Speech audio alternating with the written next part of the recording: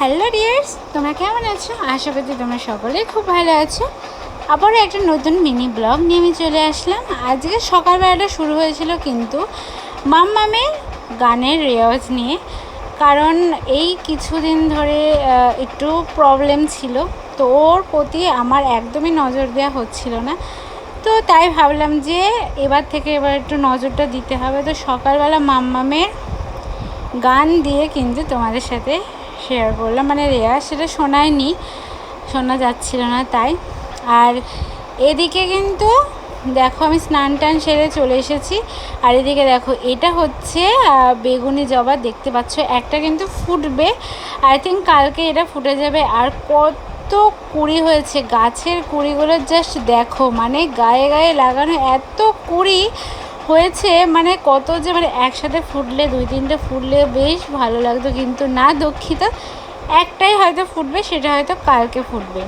আর এ দেখো আমি এখানে একটা জবা ফুটেছিল, মানে প্রচণ্ড গরম পড়েছে। এই গরমে কিন্তু গাছগুলো মানে ভালোভাবে ফুল টুল দিতে পারছে না, কারণ প্রচণ্ড গরম।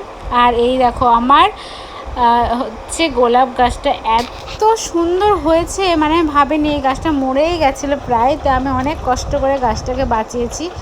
আর পেছনে যে গাছটা আছে দেখতে পাচ্ছ গোলাপ গাছ, এটা আমি যখন কিনে নিয়ে এসেছিলাম এত সুন্দর গোলাপটা ছিল, হয়তো তোমাদের সাথে আমি শেয়ার করেছি কোনো এক ভিডিওতে।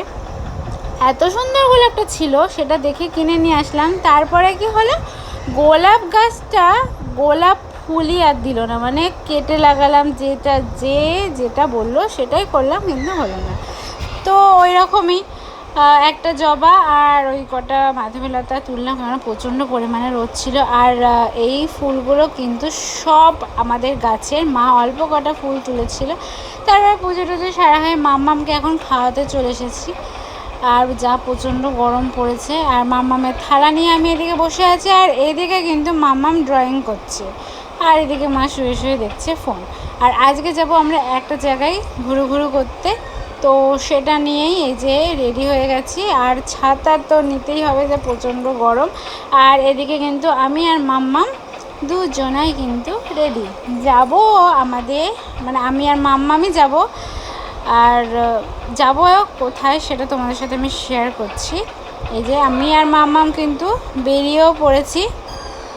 আর এই যে চলে এসেছি দেখতে দেখতে, এই যে বার্থডে গার্ল মাম্মাম কিন্তু গিফট নিয়ে নিয়েছি। আর গিফট কি নিয়েছি সেটা হচ্ছে ওর অনেক রকমের কালার, যেটা ওর ভালো লাগবে, পেলে খুশি হবে, সেটাই কিন্তু নিয়েছি। আর আমি বলেছি হ্যাপি বার্থডে বলেছে, মাম্মাম বলছে না বলিনি, তারপরে কিন্তু হ্যাপি বার্থডেটা পরে বললো। আর এদিকে তারপরে কিন্তু একে মানে বার্থডে গার্লকে, মানে এটা হচ্ছে আমার বান্ধবীর মেয়ে, আর ওই সবাই কিন্তু একসাথে বাচ্চা কাচ্চা নিয়ে বসে পড়েছে। ও বেশি কাউকে বলেনি, আমরাই ছিলাম, আর আমাদের না বললে একদম হবে না, সেই জন্য কিন্তু আমরা হাজির হয়েছি। তো সবাই কিন্তু একে একে ওকে আশীর্বাদ করে নিল। প্রথমে ওর ঠাম্মি, তারপরে দিদুন, দাদান, তারপরে হচ্ছে মা বাবা ছিল। আর এদিকে কিন্তু সবাই দেখো সেমভাবে সাজিয়ে দিয়েছে খাবার দাবারের ইয়ে। আর এদিকে কিন্তু ওর ঠাম্মি সবাইকে কিন্তু আশীর্বাদ করে সবাইকে কিন্তু খাইয়ে দেয় দিলে, এটা বেশ ভালো জিনিসটা। আর সত্যি বলতে কি এত প্রচণ্ড গরম পড়েছে, গরমে কিন্তু কিচ্ছু ভালো লাগছিল না, তবুও যখন বলেছে আর না গিয়ে কিন্তু একদমই পারা গেল না। তো তারপরে একে একে তো সবাই আশীর্বাদটা সেরে নিল। আর তারপরে ছিল কেক কাটিং, আর মাঝে আমি কোনো ক্লিপ তুলিনি, কারণ এত প্রচণ্ড গরম, খাওয়া দাওয়ার কোনো কিছু তুলতে পারিনি। তো আজকের ব্লগটা কিন্তু এই কেক কাটিং দিয়ে শেষ। তো তোমাদের কেমন লাগলো অবশ্যই কমেন্ট করে জানিও। দেখা হচ্ছে নেক্সট ব্লগে। তো চলো এখন টাটা।